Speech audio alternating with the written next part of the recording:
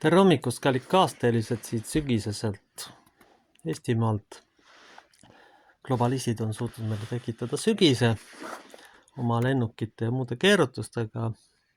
See on üks teema ja teine on siis jällegi relvaleping Ukrainaga. Ja aluseks tuleb Hiobi raamatu 24. peatükis salmid 22-25. Ent Jumal oma jõuga pikendab vägivaldset iga, nad tõusevad üles, isegi kui neil ei ole enam lootustki eluks. Ta annab neile julgeoleku ja nad saavad sellest tuge, aga ta silmad on nende teede peal. Nad on tõusnud üürikeseks ja siis ei ole neid enam, neid alandatakse, neid kistakse nagu kõiki muidki, nad lõigatakse ära otsa kui viljapead. Eks ole ju nõnda, kes tahab teha mind valelikuks ja mu sõnad tühjaks. Aamen. See ongi täpselt niimoodi. Ma olen siin mitmeid kordi nende aastate jooksul jälginud, eriti seda perioodi, mis on tulnud peale koroonat, et kui taevas on selge, siis hakkavad mingisugused lennukid sõitma ja nendele lennukitele järgneb mingisugune pilv ja siis sõidab veel 7-8 korda ja siis ongi varsti vihm käes. Siin oli üks väga huvitav situatsioon. Siin vahepeal üritati võtta vastu seadust, nagu ma sotsiaalmeediast kuulsin, ja ka ametlikest kanalitest, kus siis taheti lätta inimestele põhimõtteliselt üks lehm, natuke aiamal lappi ja nii edasi.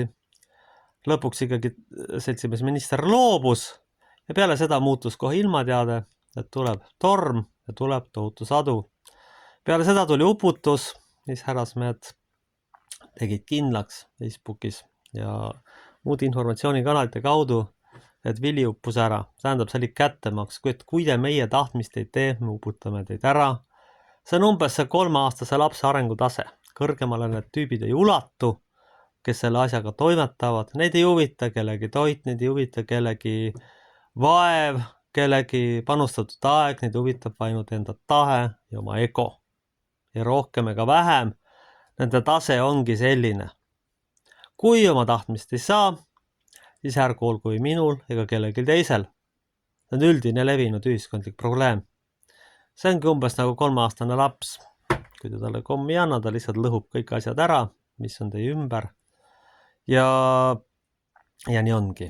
Ja sellega kogu tegevus tal põhimõtteliselt piirdub, aju ulatus tal kõrgemat ei ole. Teine totrus on see, et seltsimehed tegid Ukrainaga lepingu siin Eestis. Tegid droonitehase lepingu, mis siis toodetakse Venemaa vastu. Seda ei saa muud moodi tõlgendada, kui on tegemist otsese provokatsiooniga loomulikult. Sellepärast, et kujutame ise seda situatsiooni ette, te olete naabri külje all, te norite temaga pidevalt tüli ja siis hakkate veel tema vastu relvi tootma. Te olete päris lolliks läinud, küsin otse. Mismoodi teid õpetatud on? Te ei saa seda, te ei tohiks lausa seda lubada, see on idiotismi tipp, ma ütleks. See on sutsiiditaalne käitumine täielikult. Te päris segi olete läinud või? Või mis te lõpptaluks viga on? Ilmselt ei olegi muud teie kohta öelda, kui te lihtsalt globalistidele kasulikud idioodid. Selles ei ole üldse mingit küsimust ega mitte mingit kaotlust. Veel 3. asi, mida ma tänases videos siis välja tooksin, et inimesed isegi siis, kui on näha, et lennuk teeb ringe, peale seda tekib pilvkate, arvavad, et mõni mees on siin vandenõu teoreetik. Kuulge, taevas appi ei ole.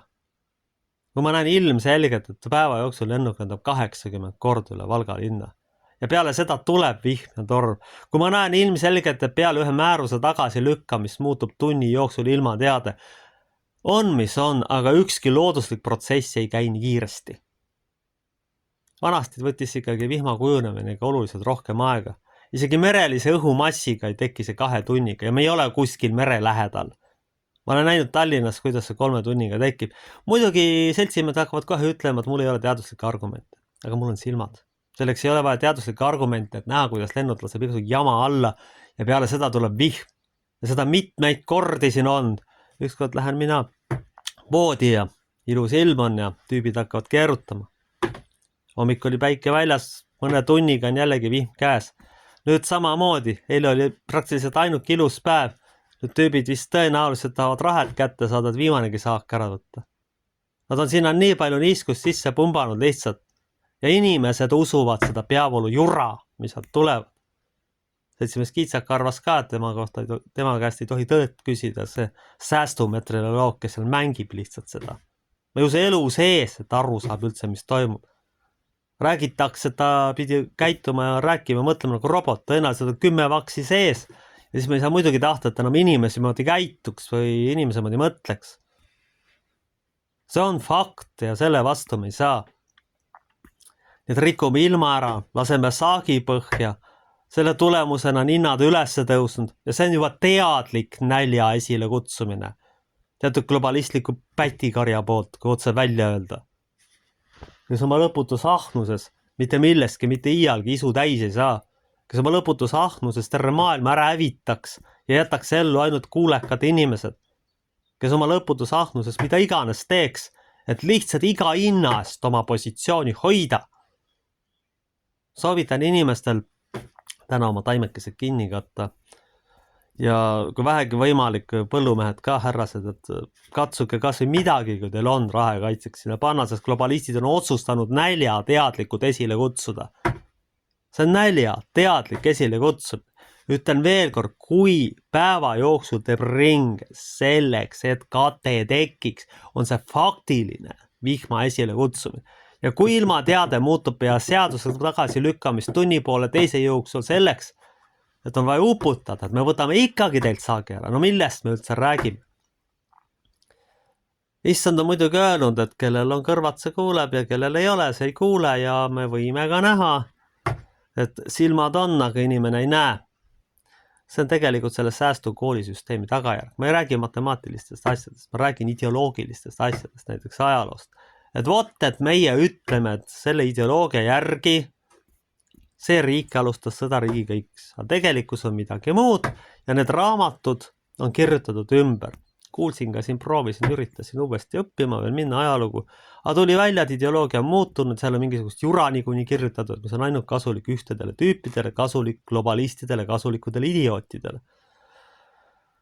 Või tuletame meelde seltsimehed usuteaduste instituudist omal ajal. Lõpetasid mul kanal, tegistasid ultimaatumi. Endal on kirikud tühjad, on ju. Inimesi ei ole, ei. Meie ego ei võimalda lihtsalt seda alla neelatada. Mõni mees räägib tõtt. Kraadi uhkus ja muu loll ülbus. Vot seda võib öelda ja seda võib oodata ainult. Ja siis ilmastikku. Me oleme keset juulikuud, meil on nagu septembris ilm. Ja peale seda ma rõhutan 100 korda ilmselgelt näha, peale mida see tekkinud on, püha jumal küll, tead. Ja siis mingid ametnikud, see ei ole vandenõuteooria, kui lennuk lendab 100 korda üle, peale seda tuleb vihm. Ja see ei ole vandenõuteooria, kui peale seaduse muudatus tuleb uputus ja näiteks Tõrva linna tamm läbi murrab. Või suvilas mul upub varsti sisuliselt, kui ta veel siia midagi juurde tuleb. Taimed asjad läheb mädanema, kuulge seltsimehed. Te võite mind paranoiliseks nimetada peavoolu inimesed, aga mina räägin seda, mida mina tegelikult näen. Mitte seda, mida kuskil aktuaalne kaamera käseb nagu mõned. Käseb, vot seda ei ole, kuigi on. Teil vist kukub vulkaan või pomm ka kaela, ütleb AK-s. Ei ole seda, järelikult ma ei ole juppideks. Vot täpselt selline loogika on. Teatud helilainetega, teatud hääletoonidega, nagu üks tuttav mulle ütles, tehakse seda, et inimene spetsiaalselt uskuma hakkaks. See on spetsiaalne ajutöötlus. Lisaks veel, et inimesed unustaks selle, mida nad näevad. Hirmutatakse neid koolisüsteemis, nagu ma ütlesin. Mida ma siis kokkuvõtteks võtaks? Esiteks, lennuk lendab, laseb auru välja, tiirutab 8-90 korda. Peale seda sa näed, kuidas taevas kattub allikilega. Kui päike kõrrutab läbi, siis saame ilusa päeva. Kui nüüd ei tee, siis tuleb vihm. Mis täna toimub? Täna pidi päike olla, aga ilmselt seltsimeestele jälle midagi ei meeldinud. Lasti mingi jama alla lihtsalt. Kui palju kordi ma olen seda näinud? Üks inimene rääkis mulle, kuidas koroonaaeg sõideti risti-rästi üle ühe Kesk-Eesti linna Jõgeva taeva. No millest me räägime? See ilmselge ilmastiku mõjutamine. No mis asi see on, kui see seda ei ole? Mis asja te teete, tead? Ei ela ise, ei lase kellegi elada või ahnitseda kõik kokku. No teate, globalistidele kasulikud idioodid. Ega jumal saab teid kätte. Te oksad raiutakse niikuinii läbi. Vahet ei ole. Aamen.